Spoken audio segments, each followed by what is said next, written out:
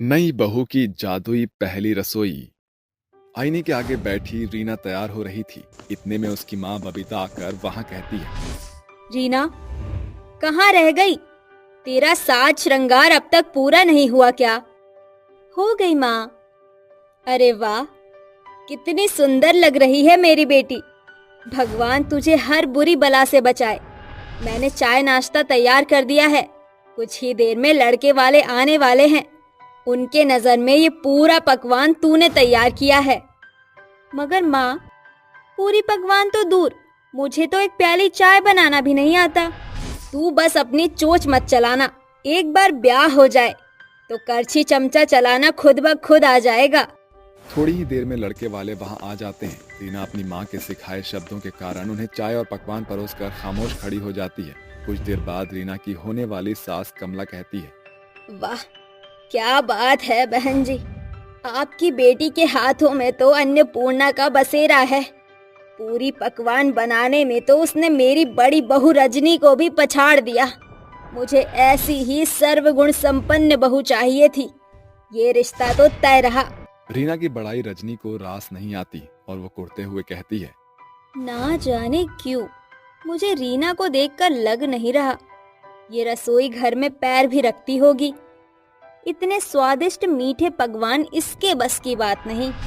इससे पहले कि रजनी किसी नतीजे पर पहुंचती, कमला वहां से चलने लगती है। समय बीतता है। शादी की तारीख पास आता देख बबीता अपनी बेटी को खाना बनाना सिखाने में जुट जाती है। फिर एक दिन थक हार कर बबीता अपनी बेटी पर झुंझला उठती है। रीना, तुम्हारा ध्यान कहाँ है? पिछले 4 सप्ताह से तुम्हें चूल्हा चौका सिखा रही हूँ। बावजूद इसके तुम हर बार यही बेढंग खाना बना रही हो। कभी सब्जी नमक के मारे माहूर कर दे रही हो, तो कभी कच्ची पकी रोटियां पका रही हो। ये पकाओगी तुम पहली रसोई में? ऐसा खाना खिलाकर अपने मायके की खिल्ली उड़ा दोगी। अपनी माँ के कड़वे बोल सुनकर रीना रसोई घर से भागती दौड़ती आंसू से भरकर नंगे पांव दरवाजे के बाहर निकलकर एक सुनसान जगह जाकर बैठ जाती है। तभी उसकी निगाहें औंधे मुंह पड़ी एक बीमार गाय की रेंकने पर जाती है। बा, बा। अरे, ये गाय तो बड़े दर्द बाधा में घिरी हुई है। प्यास के मारे इसकी दशा तो हिरनी के जैसी हो गई है। एकाएक रीना की नजर पेड़ के पास रखे घड़े पर जाती है। जैसे ही वो गाय को पानी पिलाकर सहलाती है, उस गाय के घाव गायब हो जाते हैं और गाय के कंठ से बड़े कर्कश के साथ शब्द फूट पड़ते हैं। घबराओ मत, मैं तारा हूँ। मैं एक जादुई जलजीवी गाय हूँ। अगर पल भर और मुझे पानी नहीं मिलता तो मेरी मृत्यु हो जाती। तुमने मुझ प्यासी को पानी पिलाया, इसका पुण्य अमृत से भी बढ़कर है। मांगो, मैं तुम्हारी क्या मदद कर सकती हूँ? कुछ दिन में मेरी शादी है, बावजूद इसके मैं बिल्कुल भी अच्छा खाना नहीं बना पा रही हूँ। मैं चाहती हूँ कि मेरा हाथ भी माँ के जैसा नापा तुला हो जाए, ताकि बहू बनने के बाद मुझे सास के ताने बाने ना सुनने पड़े। ये सुनकर जादुई गाय अपनी शक्ति से घी से भरी एक छोटी गगरी उसे थमाते हुए कहती है। ये रखो रीना, इसमें जादुई घी है। जिस भी मिष्ठान या भंडार में तुम इसका प्रयोग करोगी, उस खाने का स्वाद 56 भोग से बढ़कर बन जाएगा। बस याद रहे कि ये जादुई घी से भरी गगरी गलत हाथों में ना पड़ने पाए। जादुई घी की गगरी लेकर रीना अपने घर आ जाती है। 2 दिन बाद शादी का दिन दस्तक दे जाता है और रीना दुल्हन से कमला की बहू बनकर ससुराल आ जाती है। आजा बहू, इस नए घर में तेरा स्वागत है। अच्छा बहू, अब तू आराम कर ले। शादी ब्याह के भाग दौड़ में थक गई होगी। वैसे भी तुझे तड़के सवेरे उठना है, क्योंकि कल तेरी पहली रसोई है। इतने के बाद रीना अपने कमरे का रुख कर देती है। देखते ही देखते रात का अंधेरा मुर्गे की बांग के साथ बिहान में बदल जाता है। आज तो मेरी पहली रसोई की रस्म है, जल्दी से काम धाम खत्म कर लेती हूँ। कुछ ही देर बाद रीना की सास कमला रसोई में आकर कहती है। बहू, हमारे घर में पहली रसोई की परंपरा पूर्वजों से चली आ रही है। इसीलिए नई नवेली बहू को सबसे पहले कुछ मीठा बनाना होता है।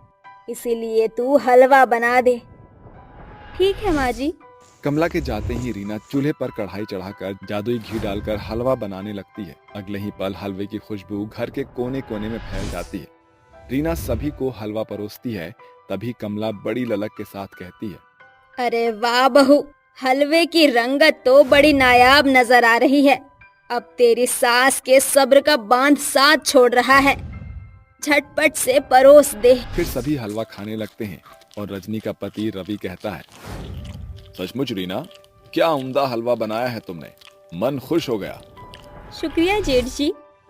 जानती है बहू, जब तेरी जेठानी नई नवेली बहू बनकर इस घर में आई थी तो पहली रसोई में उसने चूल्हे का चिथरा कर दिया था।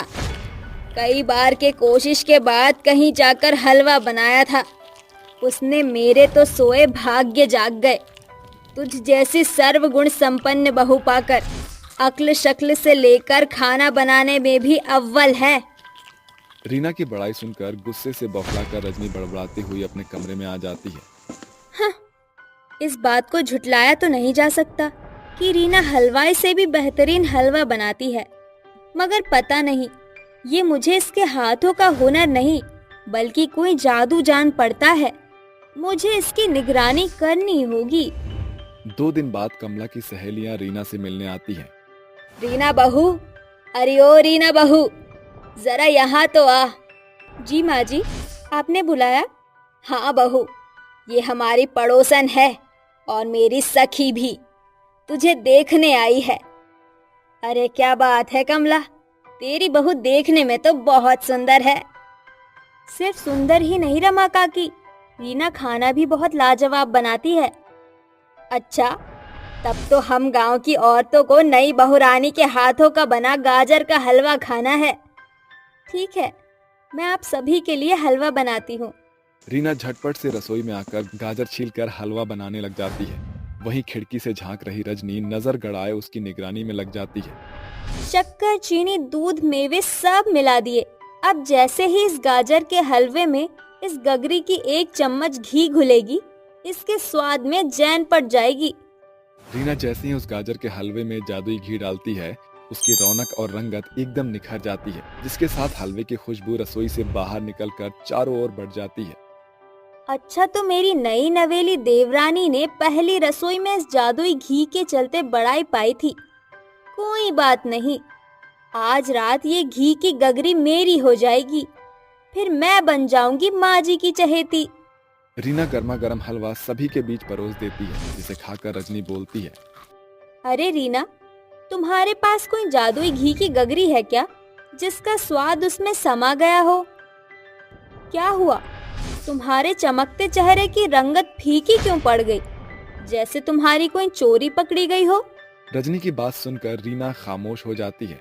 रात में जब सभी खाना खाकर सो जाते हैं, तब रजनी दबे पांव रसोई में घुसकर उस घी की गगरी को चुरा लेती है, मगर वो गगरी उसके हाथ से छूटकर फर्श पर टूटकर बिखर जाती है और आवाज सुनकर कमला और रीना वहां आ जाते हैं। भाभी, ये क्या किया आपने? मेरी जादुई घी की गगरी फोड़ दी। जादुई घी की गगरी? ये क्या बला है बहू?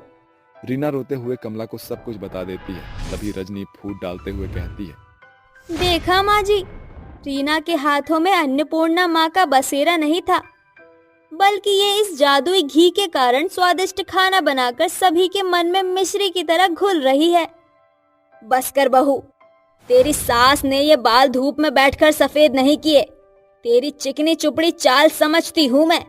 और रीना बहू, असल जादू गृहिणी के हथेलियों में होता है। अपने हाथों के हुनर पर भरोसा करके देख, तुझे किसी जादू की जरूरत नहीं होगी। सास के शब्द से रीना को खुद पर निश्चित तौर पर निर्भर होना सिखा दिया था। अब रीना में वो खाना बनाने की खूबी और खुमारी शामिल हो गई थी। उसने अपने हाथों के बने स्वादिष्ट खाने से सभी के दिल में घर बना लिया था। कैलाशनाथ बहुत बीमार रहा करता था, जिस कारण वो कोई काम नहीं कर पाता था, लेकिन घर पर छोटे मोटे काम किया करता था। साथ ही उसे पेड़ पौधों से बहुत लगाव था, इसलिए कभी मटर कभी करेला कुछ न कुछ उगाता रहता था।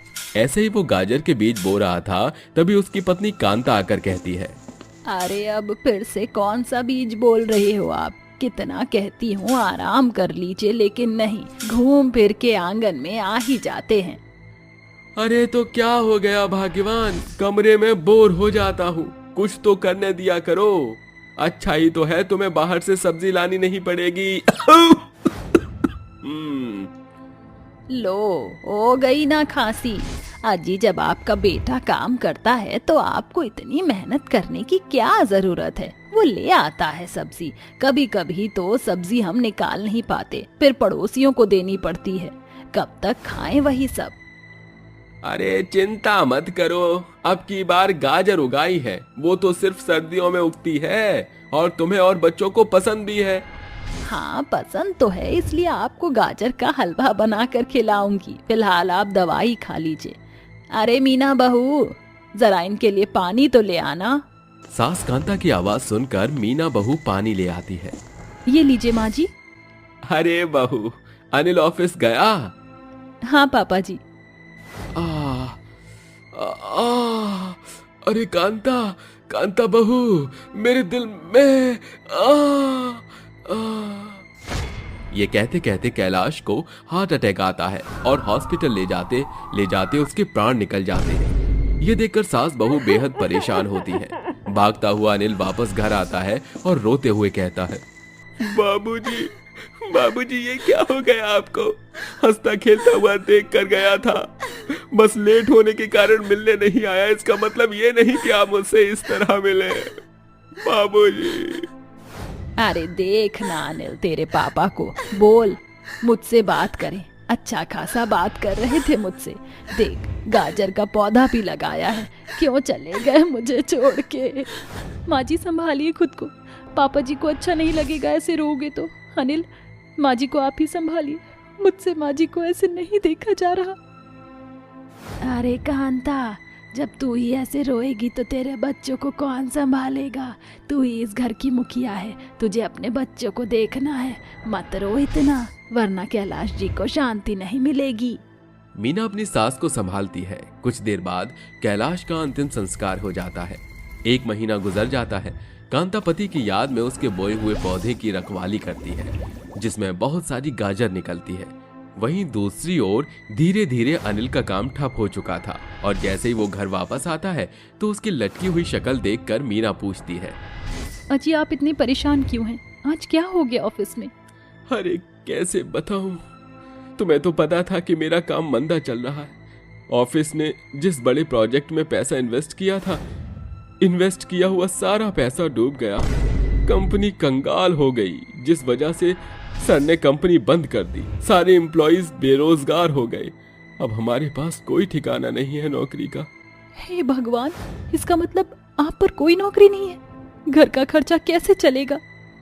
यही सोच सोच कर तो मैं पागल होता जा रहा हूँ। ऊपर से माँ की दवाइयाँ, घर का राशन। तभी बहुत सारी टोकरी में गाजर निकालकर खुशी से कांता लाकर अपनी बहू को दिखाती है। अरे बहू, जरा देख तो, तेरे ससुर जी ये बीज बो कर गए थे गाजर के। देख कितनी बड़ी बड़ी और लाल लाल आई है। इतनी सारी है, सोचा था कि हम सब मिलकर गाजर का हलवा खाएंगे। अरे अनिल बेटा, तू कब आया? और तुम दोनों इतना परेशान क्यों हो? क्या हुआ? कुछ नहीं माँ जी, सब ठीक है। बहू, मुझसे छुपाने की कोशिश तो मत करना, बता क्या बात है? वो माँ जी, कंपनी बंद हो गई है और अब ये बेरोजगार हो गए हैं और जल्दी से नौकरी मिलना बहुत मुश्किल है। हे भगवान, अब ये कौन सी नई मुसीबत आ गई? तेरे पापा को गए हुए 1 महीना नहीं हुआ और अब नौकरी भी छीन ली हमसे। सारे पहाड़ हम पर ही टूटने हैं क्या? माँ, आप परेशान मत होइए, मैं कुछ न कुछ कर लूंगा इंतजाम। 1 हफ्ता बीत जाता है। पैसे बचाने की बहुत कोशिश करते हैं, लेकिन अब सारे पैसे लगभग खत्म हो चुके थे। इस भीतर उन्होंने गाजर की सब्जी, गाजर का पराठा और हलवा बनाकर ही खाया। अनिल नौकरी ढूंढता है पर उसे कुछ नहीं मिलता। तभी परेशान होकर बहू कहती है, माँ जी, अब तो हमारे घर का राशन भी खत्म हो गया। गरीब हो चुके हैं, घर में गाजर के अलावा और कुछ भी नहीं है। लगता है हमें दूसरा काम खोलना पड़ेगा, पर क्या? सिर्फ गाजर हैं?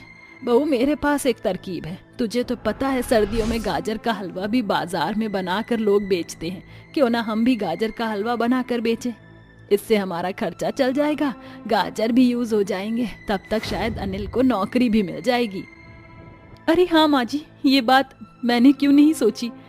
चलिए आज शाम से ही गाजर का हलवा बाजार में बेचेंगे। बस 2-3 हजार के मेवा और खोया और घी और दूध लेकर आना है। हाँ बहू। ये बात वो अनिल को बता देती है और बचे कुचे पैसों से सामान ले आता है और ठेले का इंतजाम भी कर लेता है। फिर दोनों सास बहू घंटे भर गाजर छीलने के बाद ढेर सारा गाजर का हलवा बना देती हैं और उसे सजाकर ठेले पर रख देती हैं और बेचते हुए कहती हैं, आइए आइए, गर्मा गर्म किशमिश काजू बादाम से बना हुआ देसी घी में तैयार किया गाजर का हलवा खाइए। आइए आइए, सिर्फ 20 रुपए में गाजर का हलवा खाइए। 100 ग्राम गाजर का हलवा सिर्फ 20 रुपए में। आइए आइए। माँ मुझे गाजर का हलवा खाना है, गरम गरम दे दो ना। अरे वाह, मेरा भी मन कर रहा है अब तो। अभी खाना को लाती हूँ बेटा। सुनिए बहन जी, जरा 2 जगह 100 ग्राम वाले गाजर का हलवा दे दीजिए। ये लीजिए। तभी साक्षी उस गाजर के हलवे को बड़े चाव से खाती है, जिसे देखकर लोग भी आ जाते हैं। अरे वाह, इतने कम पैसों में बढ़िया गाजर का हलवा, मजा ही आ गया। 2 जगह और पैक कर दीजिए, मैं अपने पति और सास को भी खिलाऊंगी। माँ और चाहिए? हाँ हाँ बेटा, एक्स्ट्रा गाजर का हलवा मैंने ले लिया है, ये लीजिए आपके पैसे। अरे सुनिए, जरा मुझे भी आधा किलो गाजर का हलवा दे दीजिए। बिल्कुल बिल्कुल, ये लीजिए। अरे वाह, गाजर के हलवे का सीजन आ गया। दीदी जरा मुझे भी 30 रुपए का गाजर का हलवा देना। ये लो, खाओ, गर्मा गर्म। अरे वाह जी, आपने तो बहुत टेस्टी बनाया है। ऐसे तो मेरी नानी बनाया करती थी। ये लीजिए आपके पैसे। इस तरह उनके गाजर का हलवा खाने के लिए लोगों की भीड़ लग जाती है और देखते ही देखते सारा गाजर का हलवा खत्म हो जाता है। पहले दिन की कमाई देखकर सास बहू बहुत खुश होती हैं। तभी अनिल कहता है, अरे काफी समय बाद आप दोनों के चेहरे पर खुशी देखी है, क्या बात है। अरे अनिल जी, हमने घर की गाजर और बाहर से 4000 का सामान लगाया और पता है गाजर का हलवा बेचकर हमारी कितनी कमाई हुई है? पूरे 9000, यानी 5000 रुपए अलग से मुनाफा हो गया। अरे वाह, ये तो अच्छा हो गया। देखा माँ, आज पापा के उगाए हुए गाजर कितने काम आए। वो हमारे लिए कितना काम आसान करके चले गए। अभी तो उन्होंने और कहीं गाजर रखी होगी। हाँ बेटा, तू बिल्कुल सही बोला। तू और बीज ले आना गाजर के। ठीक है माँ। अगले दिन भी सास बहू जल्दी उठकर गाजर का हलवा बना लेती हैं और बाजार में और नुक्कड़ पर जाकर गली गली जाकर गाजर का हलवा बेचने लगती हैं। उनके बने गाजर के हलवे की खुशबू से ही लोग आकर्षित होकर गाजर का हलवा खा रहे थे। अरे आंटी, आपका गाजर का हलवा तो कसम से बहुत लाजवाब है। और लोगे बेटा? हाँ आंटी जी, और दे दीजिए। और ये रहे दोनों के पैसे। इस तरह सास बहू अपने गाजर के हलवे के लिए मशहूर हो जाती हैं, जिसके बाद वो एक बड़ी दुकान लेकर गाजर का हलवा बनाती हैं और लोग उनके पास खुद चलकर आते थे। इसी बीच अनिल को नौकरी मिल जाती है। वो भी घर को बराबर संभालता है और सास बहू का गाजर का हलवा भी लोगों के दिलों में अपनी जगह बना लेता है। अरे आंटी, आपकी तो बड़ी दुकान हो गई है। चलो अच्छा है, जब तक आपका रोज हलवा ना खाओ मेरी बेटी तो शांति नहीं होती। लाइए, आज भी 2 जगह पैक कर दीजिए। जरूर बेटा। दीदी, मुझे भी गाजर का हलवा दे दीजिए, एक्स्ट्रा खोया डालकर। हाँ हाँ, क्यों नहीं, ये लीजिए। इस तरह उनका गाजर का हलवा मशहूर हो जाता है, जिसे वो हर साल सर्दी के 6 महीने गाजर का हलवा ही बेचा करते थे। साथ ही उन्हें शादी पार्टीज की कैटरिंग का ऑर्डर भी मिलता था। ओहो, सुबह से कितनी बार मैंने ये हलवा बना लिया है। आज मेरी पहली रसोई थी, लेकिन एक बार भी मुझसे ये हलवा अच्छे से नहीं बना। अब मैं क्या करूं? तभी वहां पर कौशल्या आती है और अपनी बहू गुड्डन को हलवा बनाते हुए देख लेती है। अरे गुड्डन, सुबह से हलवा बनाने की प्रैक्टिस कर रही हो। रहने दो गुड्डन, तुमसे ना हो पाएगा। माँ जी, आप चिंता मत कीजिए, मैं ये हलवा बनाकर ही रहूंगी। अरे हलवा बनाना कोई आसान बात नहीं है। ये काम तो बस मेरी आरती बहू ही कर सकती है। अरे कैसी बहू हूं मैं, अपनी पहली रसोई पर एक हलवा तक नहीं बनाया गया। तभी वहां पर गुड्डन की जेठानी आरती आती है और गुड्डन से कहती है, अरे गुड्डन, तुम यहाँ क्या कर रही हो? हलवा बना रही हो? रहने दो गुड्डन, तुमसे ना हो पाएगा। आरती के मुंह से ये बात सुनते ही गुड्डन को गुस्सा आ जाता है और वो गैस बंद करके अपने कमरे में चली जाती है। जिसके बाद आरती मंदिर में चढ़ाने के लिए हलवा बनाना शुरू करती है। गुड्डन की सास हर सोमवार को हलवा बनवा कर अपने पास के मंदिर में जाकर भगवान को भोग लगाती है। जिसके बाद वो हलवा सभी गरीब लोगों में बांट देती है। कौशल्या चाहती थी कि उसकी दोनों बहू इस काम में उसका साथ दे, लेकिन गुड्डन अपनी पहली रसोई में ही फेल हो गई थी। गुड्डन, तुमसे ना हो पाएगा। अरे एक काम कर, हलवा तो तू बना नहीं सकती, इसीलिए बाकी के कामों में ही हाथ बढ़ा ले। कौशल्या अपनी दोनों बहू आरती और गुड्डन के साथ मंदिर पहुंच जाती है, जहां वो भगवान को भोग लगाने के बाद सारा हलवा गरीबों में बंटवा देती है और उसके बाद वो अपनी बहू आरती की तारीफ करने लगती है। अरे बहू, एक तू ही है जिसने अभी तक मेरे सभी सपनों को पूरा किया है। अरे तेरे जैसी संस्कार वाली बहू मिलना कोई आसान बात नहीं। अपने सामने अपनी जेठानी की तारीफ सुनकर गुड्डन मायूस हो जाती है और वो अपने आप से कहती है, ऐसा कोई काम नहीं है जो मैं नहीं कर पाती हूँ, लेकिन एक हलवा बनाने का काम मैं नहीं कर पाई। एक नई बहू अगर हलवा नहीं बना सकती तो इसका मतलब ये तो नहीं कि वो संस्कारी ना हो। शादी के पहले दिन पर ही गुड्डन ने हलवे के अंदर चीनी की जगह नमक डाल दिया था, जिसके चलते घर के सभी सदस्यों ने सारा हलवा कूड़े में फेंका था। उस दिन के बाद से कौशल्या गुड्डन को कम और आरती को ज्यादा पसंद किया करती थी। एक दिन फिर से गुड्डन रसोई में हलवा बनाने की कोशिश कर रही होती है। आज चाहे कुछ भी हो जाए, मैं अच्छा हलवा बनाकर ही रहूंगी। गुड्डन पूरी मेहनत करके हलवा बनाने की कोशिश करती है। हे भगवान, मेरी तो हिम्मत ही नहीं हो रही एक बार इस हलवे का स्वाद लेने की। पता नहीं कैसा बना होगा। गुड्डन जैसे ही हलवा चखती है उसे हलवा बहुत बुरा लगता है। हे भगवान, इस बार फिर से हलवा अच्छा नहीं बना, ऊपर से जल भी गया। अब मैं क्या करूं? तभी दरवाजे पर किसी बूढ़ी औरत की आवाज आती है। कोई है? कोई मुझे खाने को दे दो। कई दिनों से मैंने कुछ नहीं खाया है। भूखी प्यासी यहाँ से वहां भटक रही हूँ। एक गरीब बेसहारा बेबस औरत को खाना खिला दो। भगवान तुम्हारा भला करेगा। उस बूढ़ी औरत की आवाज सुनते ही गुड्डन बाहर आती है और उसे देखकर कहती है, अरे अम्मा, मुझे माफ करना, घर में खाने के लिए कुछ भी नहीं है, लेकिन मैंने हलवा बनाया था, वो भी अच्छा नहीं बना। मैं इतना बेकार हलवा आपको कैसे खिला सकती हूँ? अरे बेटी, सड़ा हुआ खाने से अच्छा है कि मैं बेस्वाद हलवा ही खा लूं। जो भी है तू मुझे लाकर दे दे। उस बूढ़ी औरत के कहने पर गुड्डन अपना बेस्वाद बनाया हुआ हलवा लाकर उसे खिला देती है।